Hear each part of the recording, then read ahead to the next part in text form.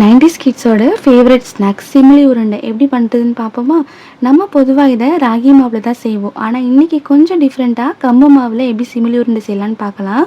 எப்போது கம்பு மாவை தட்டி தோசைக்கல்ல வறுத்து அதுக்கப்புறம் அரைக்கணும்ல, ஒரு ரொம்ப ஈஸி மெத்தட் சொல்கிறேன்.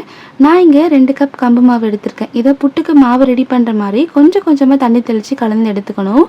மாவு நல்லா ஈரப்பதமாக வந்ததும் இட்லி தட்டில் போட்டு ஒரு 20 நிமிஷம் கிட்ட ஸ்டீம் பண்ணி எடுத்துக்கலாம். இது ஸ்டீம் ஆகிற நேரத்தில் நம்ம வேர்க்கடலையை நல்லா வறுத்துக்கலாம். வறுத்ததும் தனியாக எடுத்து தோலை நீக்கி வச்சுக்கோங்க.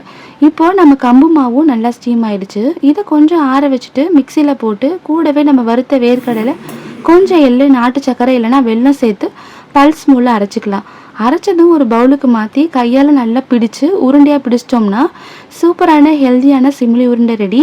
90s கிட்ஸ் மட்டும் இல்லை, இப்போ குழந்தைங்களுக்கும் இந்த மாதிரி ஸ்நாக்ஸ் கொடுத்து பாருங்கள், அவங்களும் விரும்பி சாப்பிடுவாங்க.